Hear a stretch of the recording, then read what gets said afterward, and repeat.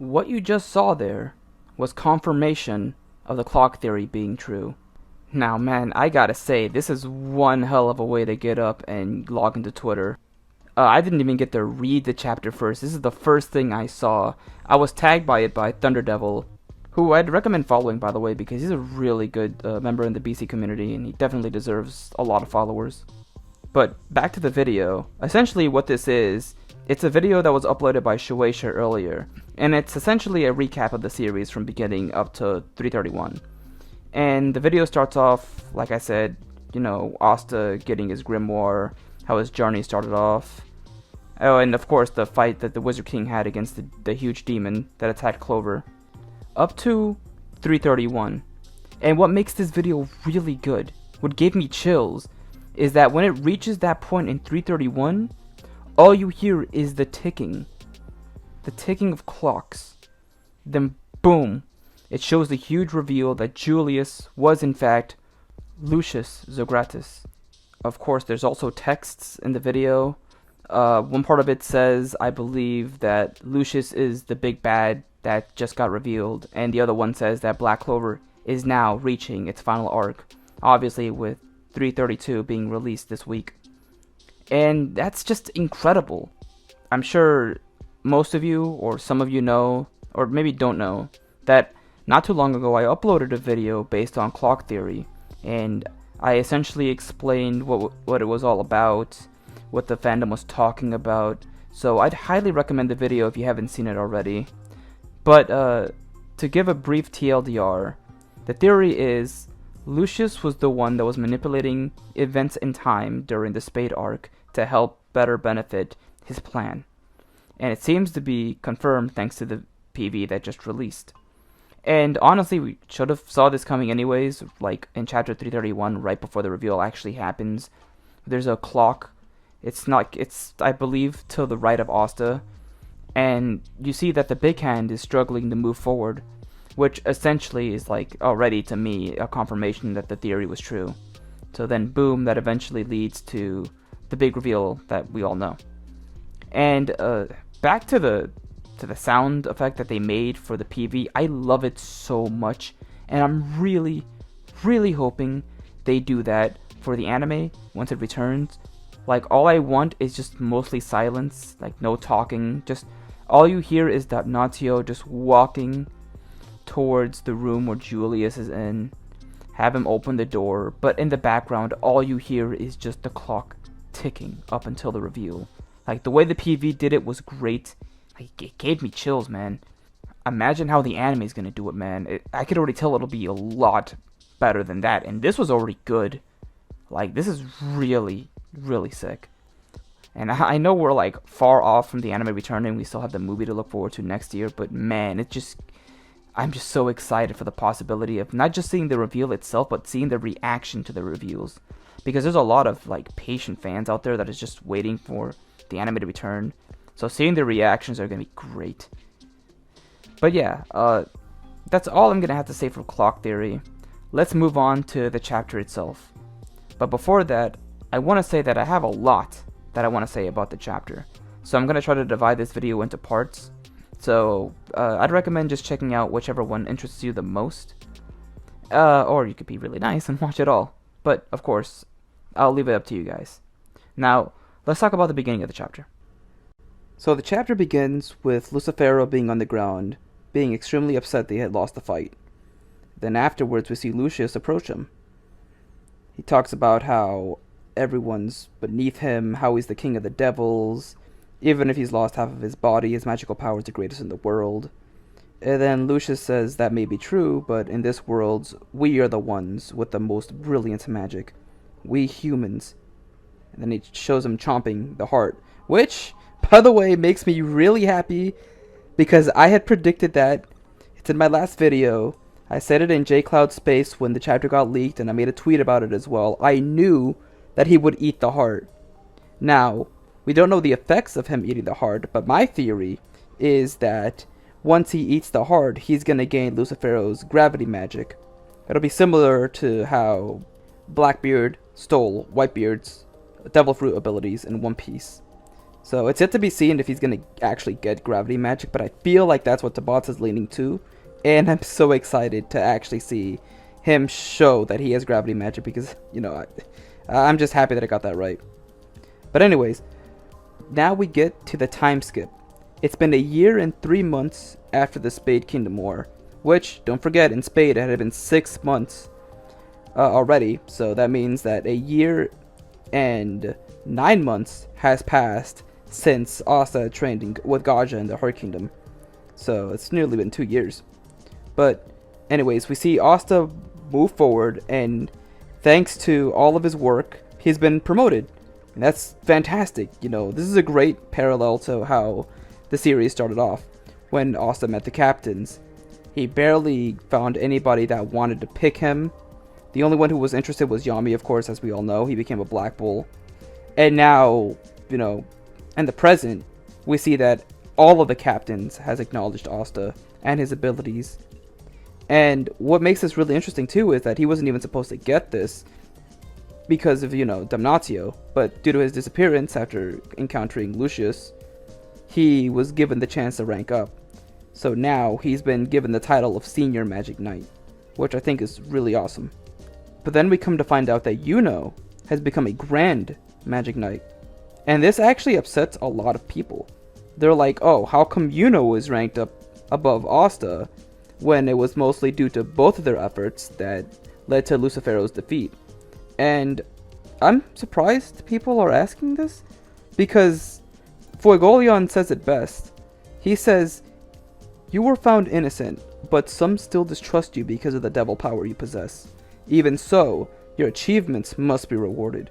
So that says to me that Fuegolion would love for Asta to actually be ranked just as high as Yuno is.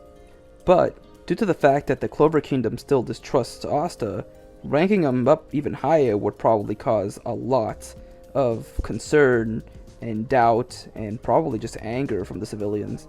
So it's best to keep him at a lower rank for now.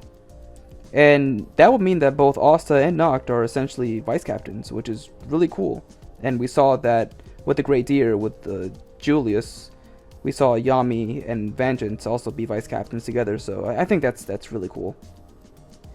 And of course, there's still devil activity going around in the outside the Clover Kingdom and just everywhere. So the Golden Dawn and the Black Bulls are out investigating. So we see the Black Bull's hideout, you know, just going around fields and finding any sorts of hints of devils approaching. And we come to find out that, you know, Asta says that, oh, there were nominations for the next Wizard King, them being Nozel, Fuegolion, and Mereoleona. Which is funny because I said before that I was going to make a video talking about how I personally thought Nozel was going to be the next Wizard King. And if he somehow is, I'm going to be really happy because that means I would have been right. Though I'm not going to work on that video. I feel like it's too late to be making that right now.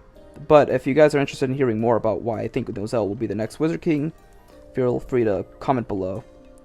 Now, moving forward, we come to find out that Finral actually tells Yami that Charlotte confessed. And Yami just has no idea how to process this information. He just sits in the toilet and wonder, oh, why is she not approaching me? Is she really still nervous about that? Like, he seems like he's having an existential crisis. And it's like the funniest thing ever. Oh, Yami, it's your turn to confront her. And hopefully he actually does that once we move ahead in the final arc. We need them together, man. Speaking of romance, we're going to move on to the third part of this video. Now, here we find out from Nero that Asta is going to confess, which drives Noelle and Mimosa nuts. And then just look at Nero, the instigator. Yeah, I like chaos. How'd you know? Then afterwards we find out that, boom, Asta confronts Sister Lily. And no gag, no jokes, nothing. He actually, for real, proposes to Sister Lily. He's 18 now, it's the final proposal, and he promises to make her happy. Which makes Noelle and Mimosa kind of freak out. And while it's so sweet of him to actually do that, fortunately Sister Lily declines. And she says that you're like family to me. You're like a little brother. Oh, Asta. I felt that, man. But Asta, being the Chad that he is, he, he promises that he's still going to be the Wizard King.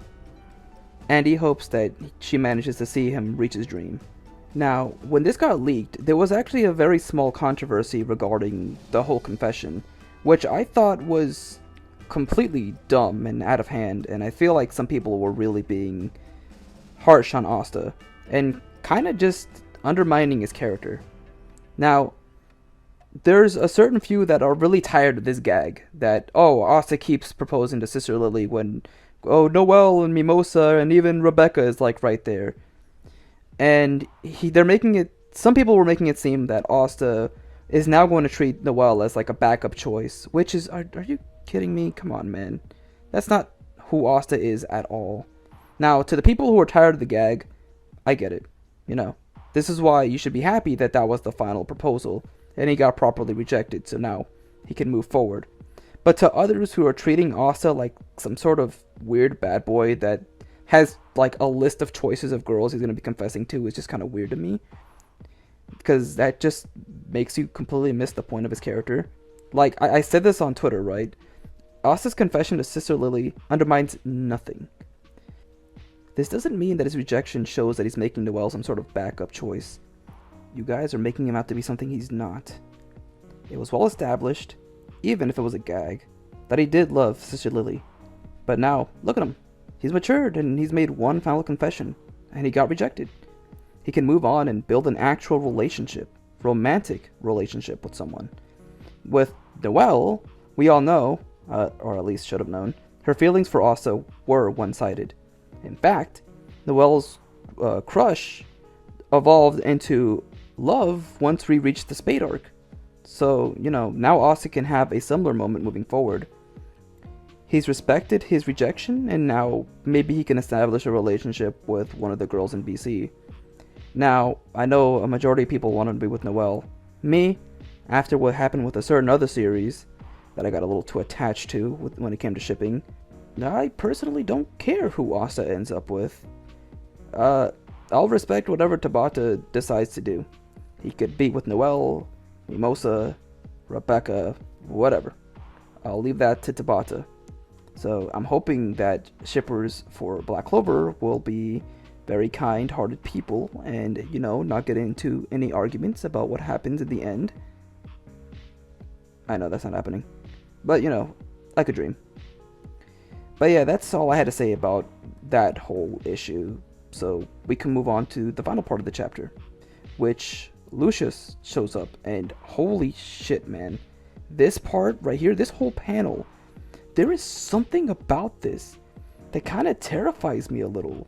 Like, Asta was just, giving a nice confession to Sister Lily, and now Lucius just shows up out of nowhere. And the thing about Asta, right, like in the bottom it says, oh, the Wizard King has arrived. Oh, well, it said it in the Japanese version. Well, in the Japanese translation, they kind of cut that part out. They usually never have that. But Asta, I don't even think he knows that that's Lucius. He might legitimately believe that that's Julius. But the thing is, remember, Asta has Ki, so he's gonna know that something's up. He's gonna tell that that is Julius, but it's not. It's gonna be very similar to how Yami wasn't able to tell that, Vengeance was actually Patri. So Asta's gonna know that something is up. And not just that, but it's just anything can happen in the next chapter. I'm actually really afraid of what's gonna happen with Sister Lily. Like, a lot of people are coming up with various different types of theories and speculations about what's gonna happen next. Some people actually think that, Lucius might go for the kill, like either really harm Sister Lily or kill her on the spot, just to like really agitate Asta. Or others believe that Sister Lily might actually betray Asta at this point, and something like really messed up is gonna happen. Which is funny because people are bringing up an old Reddit theory about how one person predicts that Sister Lily has actually been evil this whole time, and she's just been hiding this nefarious nature from Asta since the beginning. So there's a lot of like discussions going on, and of course there's some people that think that nothing's gonna happen, and Lucius is just gonna continue to act like he's the Wizard King. But I think the most important aspect of this is the mark on his forehead, which, when we saw him in chapter 331, it looked like a complete sun, but now it looks like it's reduced in half. Now, my original theory on that was, it must be because he was using a lot of his time magic, so it's probably on a cooldown. But it'd be kind of weird to be on a cooldown when we saw it perfectly fine before, so my cooldown theory might not be exactly right. So I asked all of you guys on Twitter to give me your ideas, so I'm going to start reading some of them right now. Code messaged me saying, "We had this one, but it didn't get much attention," with him tagging his friend, GM Little eBay. So Code and I came up with a theory. So we noticed that Lucius is missing 3 of the rays of the sun. We think that it's from the number of people he's captured: Julius, Damnatio, and Lucifero. And I think he's taking out people who will get in his way. Which is really interesting. He's missing 3 marks, so that leads to 3 missing people. And I like that one. That's a plausible theory. It's unfortunate it didn't get much attention, but that's why I included it in the video, so hopefully you can get some more retweets and some more attention from the people who watch this video. Next we have Legit Kryptonian. He says Lucius has soul magic, which allows him to have or steal multiple souls, to have multiple magic types, and can even take their appearance. My theory, who knows? Maybe Julius was a real dude who got his soul stolen. That's why he seemed like he could use the transformation. Now I said, I've heard that brought up before, and I'm slowly starting to believe it. My only take is that Julius might not be a stolen soul. Assuming Lucius's memories were erased, Julius may have become so much of his own person that he has his own soul. Kinda like a Moon Knight type thing. Without spoiling that, I would highly recommend the show. You'll see what I'm talking about if you watch it. So next we have J592. I'm theorizing that it's indicating a countdown until he reaches a higher level of power, or it could represent how many people he's revived for undying bodies. It's so exciting to speculate, but I can't really predict what's next. Tabata's cooking. Agreed. Now, I said I didn't think about it that way. That'd be insane. It's all leading to a countdown for him to be more powerful, and I feel like that's plausible. That'd be insane, though. Like, that's just a huge countdown. Like, he's already powerful. Like, jeez. So, assuming that he's right, it could be like every time he eats a devil's heart, well, one of the supreme devil's heart, it just goes down. So, that's a really interesting theory. And the next one we have from Matt. When Julius first, quote, died, said he was storing up time in the symbol on his head so that he could use it as a do-over if anything happened to him. I find it hard to believe that his symbol on the same spot isn't somewhat similar regardless of Julius/Lucius. And I said it could be about his usage of time as of late. It'd relate well to my original theory. So yeah, it could relate to him just using a lot of time. So yeah, like I said, it's plausible. I could see that. And then next we have Noct. Noct. He revives his 3 siblings. And I like that one. Ooh, that's really good. I've been saying that Vanica and Dante were alive after Spade, and they may have been imprisoned. But I could be wrong. It's been a year, so they could be dead. Lucius reviving them would be great to see. And we know with the flashbacks, or at least a little amount we got, we know that he cares about his siblings. So him trying to revive them could be something he's trying to do. Next we have Lay. I saw a theory that suggests it's a time limit. The mark goes away, he reverts back to Julius. That's an interesting one. Like I said, that means that it's been over a year since he's been Lucius and Julius has been gone. Which is kind of a scary thought if you think about it. Like, imagine if you're like a whole different person inside your head, and you're like, you can only really awaken once the other side of you deems it necessary. Just, oof. Alright, and the next one we have Azel. It is possible that his connection with the Devil of Time has been cut off. That would explain why it's going down. So he's just losing his connection. Maybe because he ate his heart. Not the time devils, but Lucifero's. I could maybe see that. Also, I apologize for not replying to you directly. I wasn't able to get to everybody. But yeah, very good theory. Thank you. And the next one we have another person I wasn't able to respond to. I'm sorry, Joey. He lists 3. 1. He used those marks to go to the underworld. Or, he revived DT, which means that the Dark Triad. Or 3, it's a timer. All 3 very plausible. Though part of me is kind of hoping he revives the Dark Triad. I really, really want that. I still personally think Vanica And Dante are still alive though, but that's yet to be seen. Next we have Aline M. At this point I'm just scared to make theories, but I always do it, so I think the Clover Kingdom is going to turn into a closed domain containing a big battle, and I think no one else but Lucius is going to fight, and there's going to be some plot twists that will twist our mind. And, I mean, for sure. I don't know if it's more like he's trying to make a closed domain, but, it could be similar to what he did against the fight against Patri, but rather than it being visible to others, it's invisible. Or maybe it is visible, but it's like so high up they can't clearly see it, so that'd be wild. But right or wrong, we are definitely going to expect a huge battle, so that'll be very exciting to see. And for the final one, from Ohio Populist. It feels similar to the moment before Julius and Patri fought, so something similar might happen or begin to start in the next chapter. Which, yeah, it's very similar to what a few others said as well. Could be related to time. So, we'll have to see. But yeah, that'll do it for all the theories for now. I would like to thank everybody who replied below.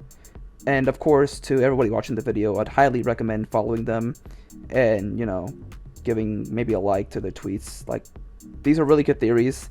So, it'll be really exciting to see what happens in the next chapter. If we even get a confirmation to any of these theories, it could be a while. It could be in the next chapter. We'll have to wait and see. But yeah, if you have a theory that you feel like that could happen in the next chapter regarding the mark, feel free to let me know in the comments below. But yeah, aside from that, that'll do it for me. This video went on a little longer than I expected it to.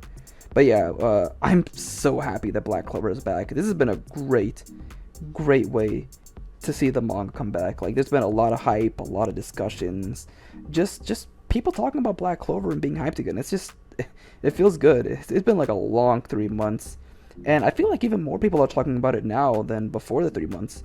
I think the hype really built up over time, so that's always a great thing to see. And now we get to follow it weekly again, so that's really exciting. But yeah, that'll do it for me for now. If you have anything else to say, like I said before, just leave them in the comments below and I'll try to reply to them. But yeah, that'll do it for me for now. Here's looking forward to the next chapter. Peace out, everyone.